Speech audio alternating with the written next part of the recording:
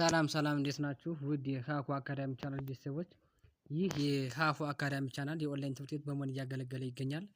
በኦንላይን የምናስተምራቸው ትምህርቶች አማርኛ፣ እንግሊዝኛ፣ ሂሳብ እንዲሁም ሌሎችን ትምህርቶች እያስተማርን እንገኛለን። በኦንላይን መማር ለምትፈልጉ ከዚህ ባስቀመጥኩላችሁ ስልክ በኢሞ፣ በቴሌግራም እንዲሁም በዋትሳፕ መደወል ትችላላችሁ ማለት ነው። ቀጥታ ወደ ዛሬው ቪዲዮአችን እንሄዳለን። ተከታተሉ።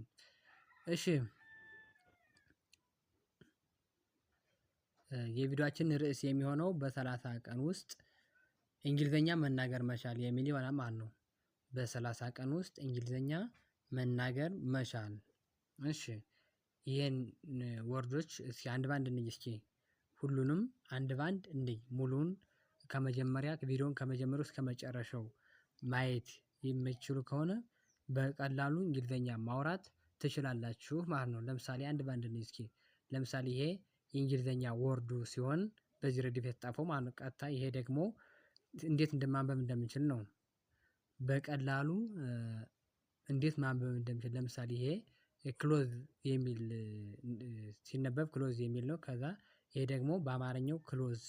ምክንያቱም አማርኛ እያነበባችሁ እንግሊዝኛ ለሚያስቸግራችሁ በቀላሉ እንግሊዝኛውም ማንበብ እንድትችሉ ነው። ይሄ ደግሞ ትርጉሙ ነው። ትርጉሙ ከዛ የእንግሊዝኛ ወርዱ የእንግሊዝኛ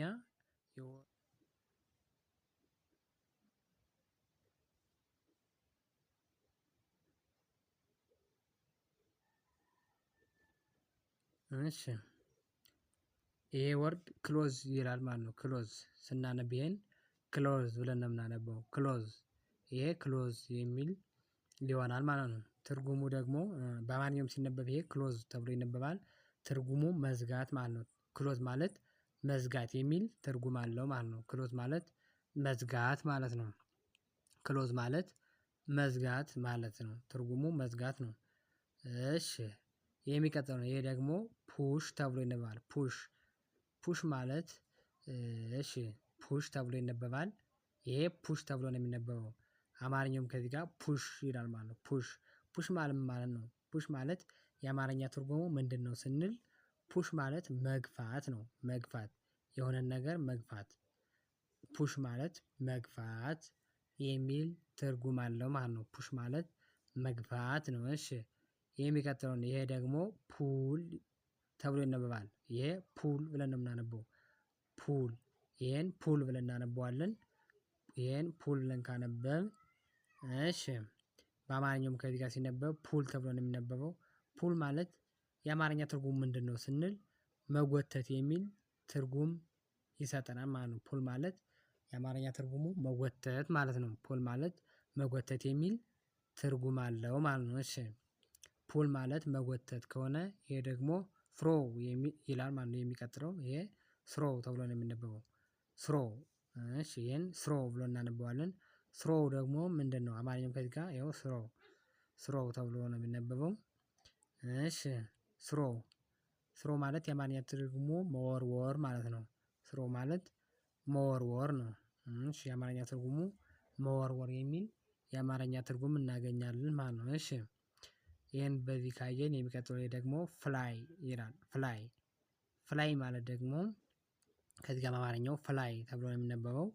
ፍላይ ማለት ደግሞ እሺ፣ የአማርኛ ትርጉሙ መብረር ወይም በረራ የሚል ትርጉም አለው። ፍላይ ማለት በረራ የሚል ወይም መብረር የሚል የአማርኛ ትርጉም አለው ማለት ነው። እሺ፣ ይሄን ሆልድ ብለን ነው የምናነበው። ሲነበብ ሆልድ ብሎ ይነበባል። ሆልድ ተብሎ ነው የሚነበበው።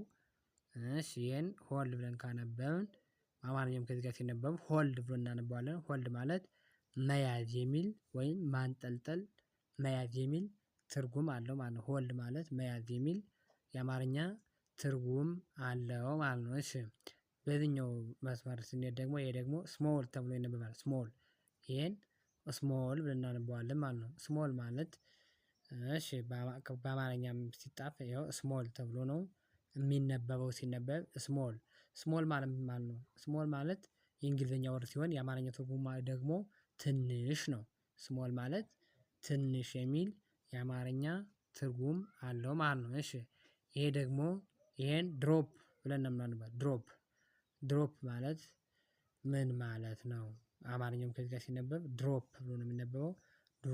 ድሮፕ ማለት የአማርኛ ትርጉሙ መጣል የሚል የአማርኛ ትርጉም አለው ማለት ነው። ድሮፕ ማለት መጣል ማለት ነው። እሺ ድሮፕ ማለት መጣል ከሆነ ይህን ደግሞ ሊፍት ብለን አነበዋለን። ሊፍት ይህን ሊፍት ብለን ካነበብን እሺ አማርኛውም ከዚህ ጋር ሲነበብ ሊፍት ተብሎ ነው የሚነበብ። ሊፍት እሺ ሊፍት ማለት የአማርኛ ትርጉሙ ማንሻ ማለት ነው። ሊፍት ማለት ማንሻ የሚል የአማርኛ ትርጉም አለው ማለት ነው። እሺ የሚቀጥለው ይሄ ደግሞ ፍሮም ተብሎ ይነበባል። ፍሮም ማለት ደግሞ አማርኛውም ከዚህ ጋር ሲነበብ ፍሮም ብለን እናነበዋለን። ሲነበብ ፍሮም ከየሚል ይሄን ኢን ብለን እናነበዋለን። ኢን ተብሎ ነው የሚነበበው። ኢን ማለት ደግሞ ውስጥ የሚል የአማርኛ ትርጉም አለው ማለት ነው። ኢን ማለት ውስጥ የሚል የአማርኛ ትርጉም እናገኛለን ማለት ነው። ይሄ ደግሞ ኬሪ ነው። ኬሪ ማለት ነው።